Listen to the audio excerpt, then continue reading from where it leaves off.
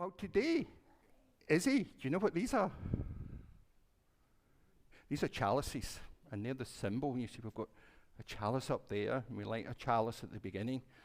And we've got a whole array of chalices here. And I want to talk about the history of the chalice for everyone, because some of us may know it, but some of us may not. And the chalice really became a symbol for the Unitarian Universalist Association in, well, the Unitarian Service Committee. During the Second World War, there was a big war that went on about just about 80, 90 years ago.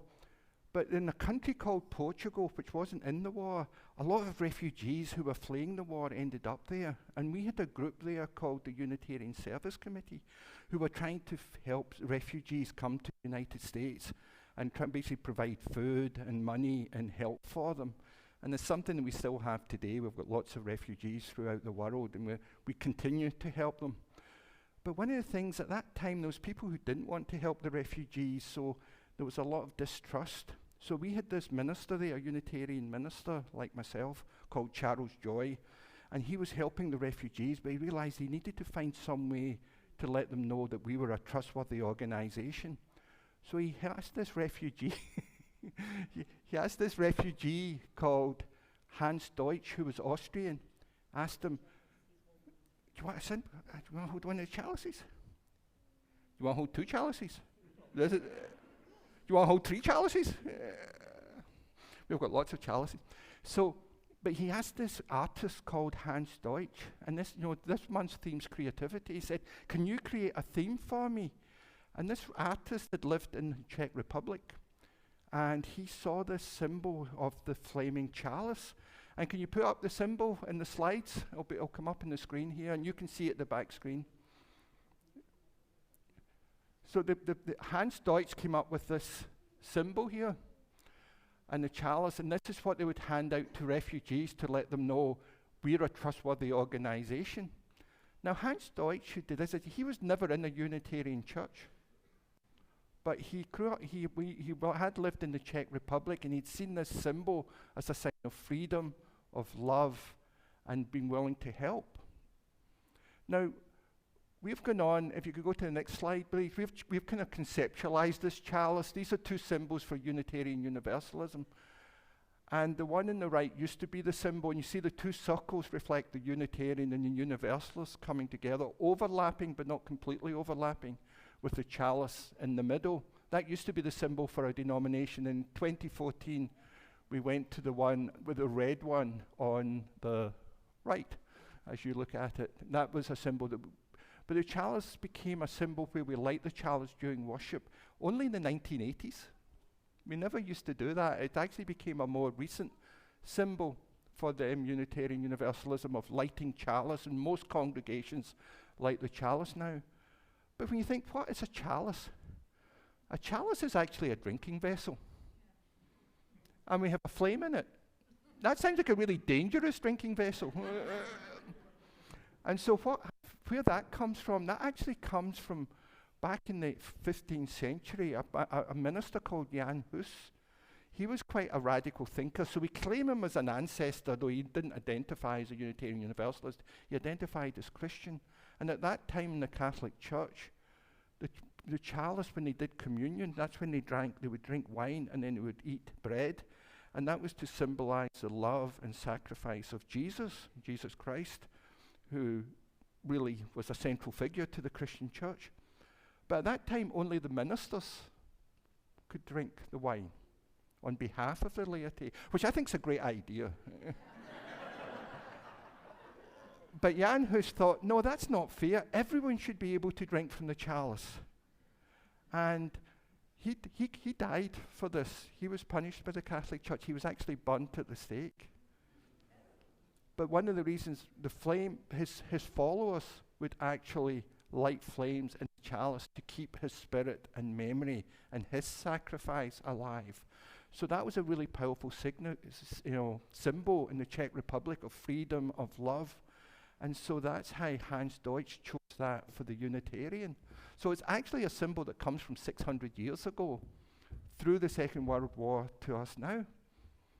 But as I said, we've got lots of chalices, and I want to go over to Izzy, can you come with me a second? Izzy, come on. Yeah. I want to talk about the centre of interest here.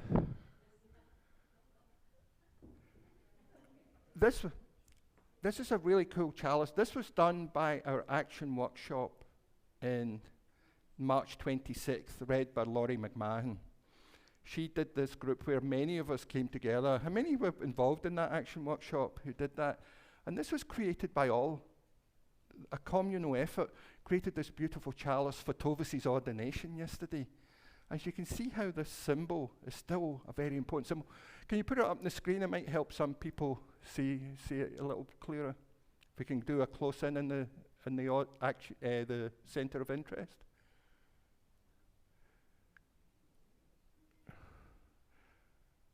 There we go. And so I invite you all to come up afterwards and see the detail of it. There's all these different things. There's seashells down here. There's tiles. There's a mosaic. There's flowers. There's a peace sign. And then the flames. So this is still a really important symbol for us. And this is going to be up all month. But the chalice has got a lot of significance for us. And so we light it at the beginning of the service. Can we go to the close? Sorry, I skipped it, John. Can we go to the close shot of the chalice, C14 or S14?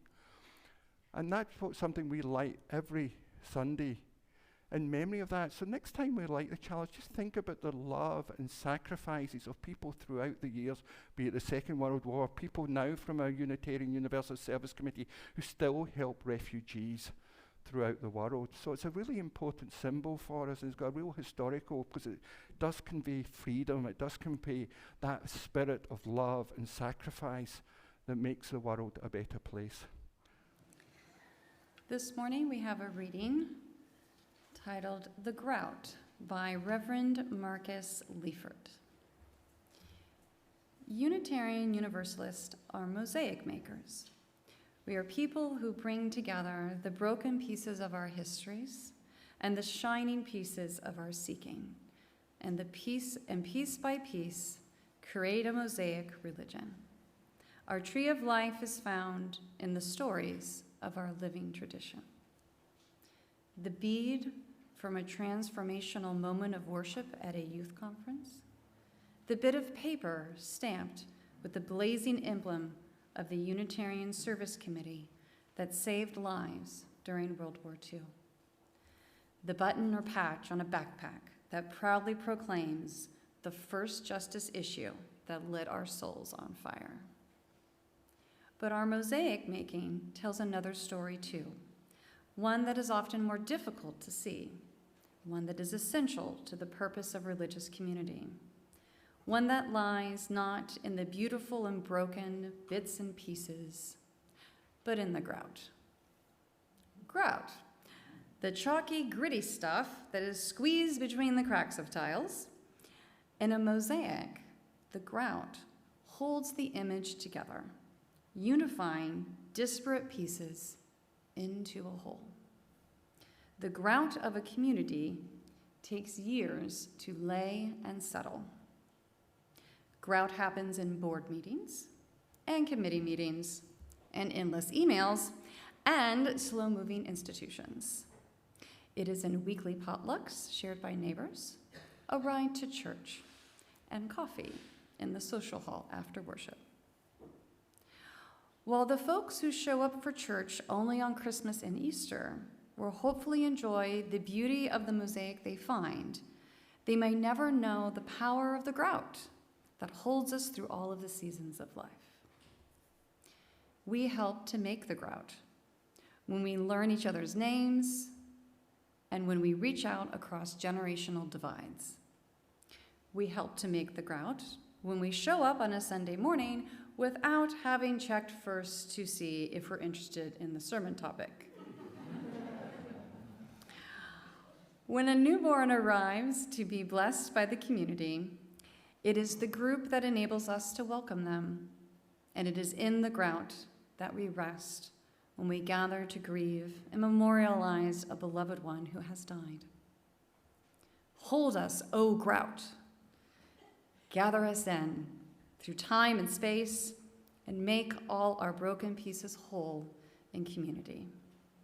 In our multiplicity, make us one. From each of our jagged edges, give us the shape of a communal beauty. Brian, we need you at the hospital now. I was a bit puzzled. I was in my 8th hour of my 24-hour on-call shift at the hospital. This was back in 2009. And I said, really? I said, I covered 4 hospitals and I'd been dotting between 3 of them, but I'd been working in the hospital for 9 months, and this was the first in this system for 9 months. And it was the first time I was getting called to this one hospital, which was on call because it was a mental health hospital. So I called and I said, are you sure? I said, I've never had a call here before. She said, yes. I said, well, what's happening? And they said, oh, well, one of the patients said they need to see a chaplain now. I went, okay, I'll show up. So I showed up and asked, and I talked to the nurse and the social worker, said, why does the person want to see a chaplain? They said, we've no idea. They're just demanding it. I went, okay.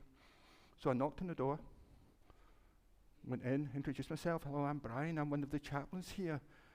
I heard you wanted to speak to a chaplain. They said, yes, I want an exorcism. I never covered that class in college. So I was a little bit taken aback, and for once in my life I was speechless. And then I thought and I gathered myself and I said, oh, an exorcism. I'm actually quite proud of my next question. I said, what do you think that will do for you? And it kind of got serious at that point. She said, I've got the Jesus and the devil fighting it out inside of me. And it's really painful and it's really bothering me. And I knew from her diagnosis that she was bipolar. And that's not an uncommon occurrence to feel this for people who are bipolar, to have that tension within inside of them. So we talked. She talked. I listened and listened. And we were with each other for about an hour and a half. And she really calmed down and she really talked about her struggles and all of this. And she ended up, the conversation just lightened. You could see the load just lighten on her as she talked. So I eventually left after an hour and a half, and I filled out all my forms that were required after it. As I was walking out to the car, I realized I had done an exorcism. She was much calmer afterwards. You know, and it was hard to see someone with that tension inside of them. And if we all know, those of us who have either struggled with bipolar or are family members, it's a tough disease. But that was an exorcism. The reason I'm telling this story, you know, in a service about creativity, what I realized that I was able to do when I was walking to the car thinking about that was I was able to reframe that situation. I mean, for exorcism, probably like most of you, I associate it with the movie. Probably the most scary movie I've ever seen in my life. And the sequels weren't any better. They were just as scary. I think they got more scary, actually. I think I stopped watching Exorcist 3 because I couldn't handle it anymore. But we have that word, and it's a loaded word, but I was able to reframe it as just that internal struggle that many of us have. And that's what I really want to talk about today, about, you know, the creative life, is that ability to reframe situations. I think that's a really important part of living a creative life, and I think it's a really important part of living a meaningful spiritual life. Because frames are really these worldviews, these lenses that we look at the world, and we interpret it through them. We're not objective creatures. We bring all our experiences and our biases into our view of the world, and we interpret everything through that. And that can be really limiting. We have certain identities, certain experiences, and we cannot often shift out of that worldview that we have. Because cultures embody methods to reframe our values to interests. And that's a really important idea in political discussions, because we do reframe politically, socially, and religiously.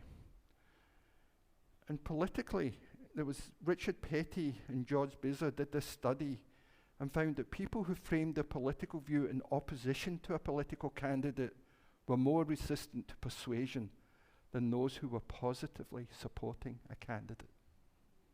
So we positively support a candidate. It's easy for us to change our minds than if we've got a negative view of a candidate.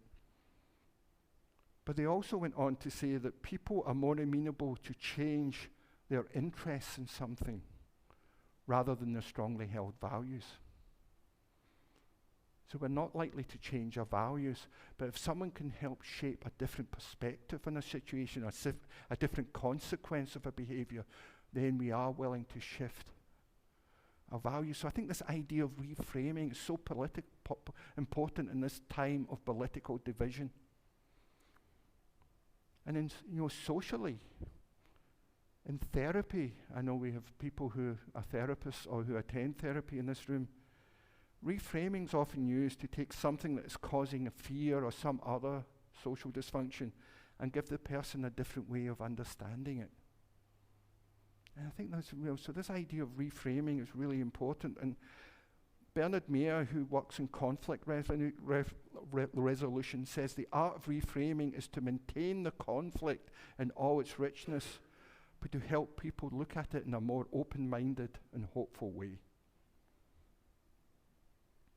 And I also believe that reframing can be really important for us finding greater meaning in our spiritual life. And the 19th century Unitarian minister and writer Ralph Waldo Emerson said, "The two terrors that discourage creativity and creative living are fear of public opinion and undue reverence for our own consistency." Undue reverence for one's own consistency. So this idea of reframing to change our own consistency. So I'm going to invite us all to really look at engaging reframing. I'm going to start with the big question, probably one of the toughest ones for Unitarian Universalists. Could you reframe your idea about God? Or the lack thereof? Because I think that can be a real challenge, because the term God's a really loaded idea. This old grey-haired guy in the sky that controls every move. That's very much a kind of childish, Christian view of God. I don't mean childish, Christian, but it's a Christian as young as many of us who were in church. I, like myself, as Christian, we got that kind of view of God in Sunday school. Of course, as people grow up and mature, Christians have a different view of God than that. And I know I struggled, and I wasn't part of a religious community for many, many years. I didn't join Unitarian Universalism until I was 39. And I struggled because I couldn't find this idea of God that made sense to me. But eventually, and it was during a new member class at the First Church of San Francisco, Unitarian Universalist Society of San Francisco, I got this idea of God as the ideal of what a human could be. Not a creature, but an ideal. And that was really meaningful for me, but I've kind of reframed that in the meantime. Some of you may be familiar with a term, it's called process theology, which is very influential in the Unitarian Universalist movement in the 20th century. And this idea of God, the frame they use for God there is this container that holds all experience. It holds all experience. And God is this positive lure for us to put something that's beautiful, good, just, loving, kind, compassionate out into the world. But we have the free will not to do that. And when we choose not to do that, that's where the struggle, the injustice, the bad behavior, the violence comes from. We have free will. But God is that lure to what is life-affirming, life-enhancing, and perhaps even life-saving. But God holds all that experience. And that's a reframe that I've found very helpful. And it's a big part of my religious perspective, that idea of something out there that's luring me to be a better person today than yesterday, to lure me to be a better person tomorrow than I am today. And I find that a really positive framing. So I invite you to think, for those spiritual struggles, those spiritual questions, those religious questions you have, what could be a reframing of that allows you to go deeper into a topic than just saying, cutting it off, like, God does not exist. That might be your frame, and you may return to that, but maybe just opening up the possibility of, by reframing it, like, what other frameworks, what other views, what other perspectives of God could I hold?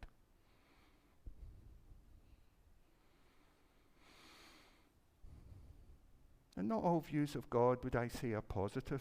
I mentioned earlier that I worked as a chaplain for 15 months in total. And I saw some really unhealthy perspectives in God. You'd often, someone who's chronically ill would say, I'm getting punished. God is punishing me. And that was painful. That's the last thing. That mental, emotional stress on top of a physical illness, I don't think was very helpful. And that was often the role of chaplains, to see perhaps a slight reframing of that. What other possibilities? You might just be ill. But that was a real struggle and a lot of torment for people. And the other one was quite common, especially amongst the African American community, was God wouldn't give me more than I can bear. Very common term. But I realized what that was saying, and this is a reframing I had to learn, was it was also a reframing to, I can cope with this. Even though it sounds like God wouldn't give me more, it's like, well, he's coming pretty close right now, isn't he? Was like, I can cope with this. And then the other one was, I shouldn't cry. It was such a common one where people deny their emotions. And my simple phrase to that was, Jesus wept, because many of them were Christian. And I think, that was a very simple thing. If it's good enough, because for any Christian, if Jesus wept, it'd be okay for you to weep. And that really did give permission to really explore and connect with their own emotions. I loved the reading that Melanie gave earlier on from my friend and colleague Marcus Leaford. I wanted to highlight a few parts of that. The idea of grout being the most important part, because we all come here with our individual experiences, our individual lens, our individual worldview, and we come together, and the grout is what pulls us together. And I loved all the things he listed. Of course, worship service is one thing we take for granted, but the committee meetings, the coffee time, even board meetings, Peter, I hope you're listening to that. These are all things that pull us together as a community, the rides to church, the joys and sorrows that we have. That is the grout that builds a relationship between us. Because our values are expressed through the actions and behaviors. That's the grout that pulls us together. And Marcus said that Unitarian Universalists are mosaic makers. We are a people who bring together the broken pieces of our history and the shining pieces of our seeking, and piece by piece create a mosaic religion. We help to make the grout when we learn each other's names, and when we reach out across generational divides. We help make the grout when we show up on Sunday morning without having checked first to see if we're interested in the sermon topic. When a newborn baby arrives, it's the grout that enables us to welcome them, and the grout when we rest, when we gather to grieve and memorialize a beloved one who's died. Make all the broken pieces whole in our community. In our multiplicity, make us one. From each of our Jackadeses, give us a shape of communal beauty. I think of that in the context of the process theology I was talking about. That lure to create this community, a community of beauty, of love, of compassion and justice. That is what pulls us together. That is the grout that connects each of us. I want to finish with a reframing I experienced about 22 years ago. It's a story I shared during one of my candidate services, it was almost 3 years ago, so you might have forgotten. And some of you might not even have been here.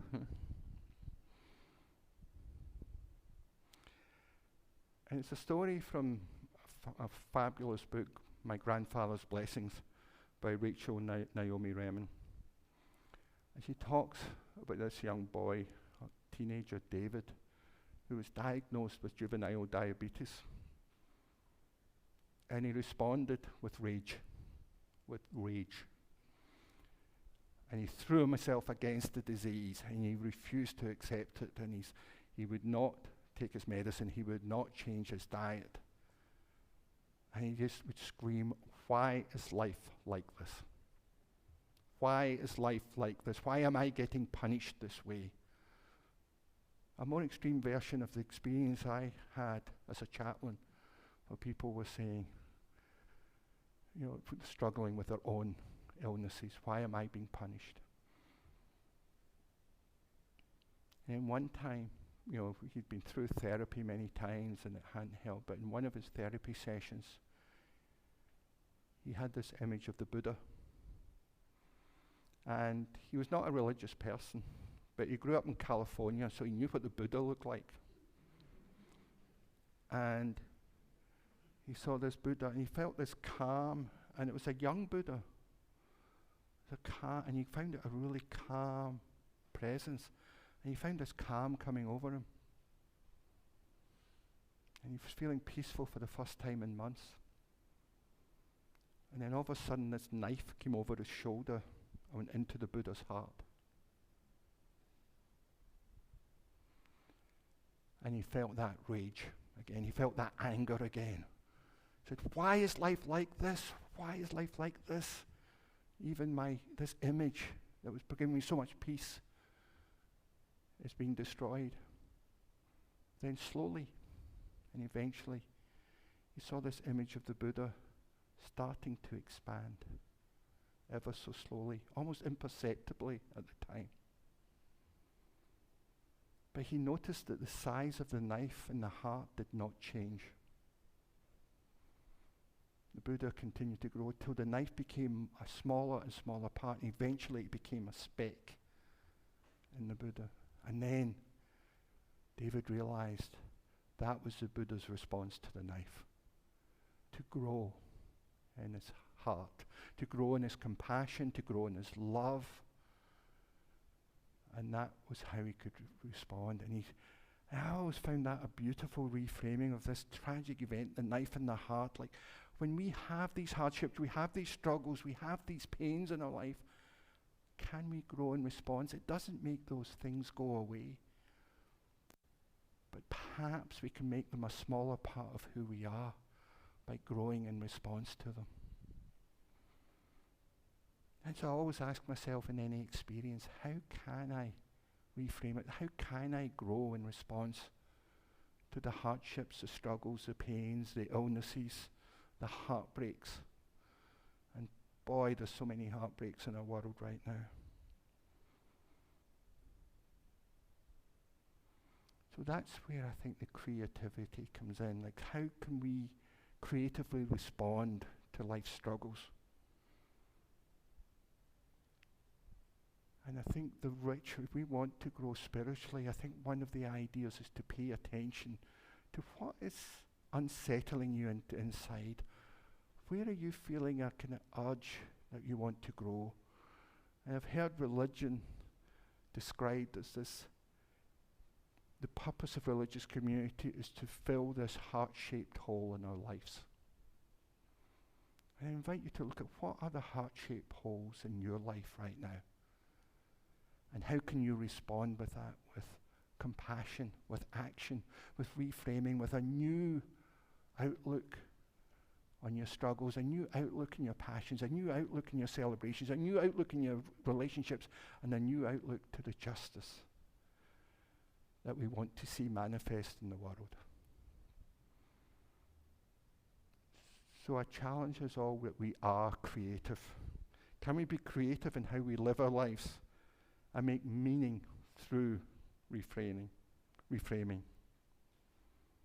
Reflecting and reframing on our experiences as a daily practice can help us grow in a wonderfully spiritual way.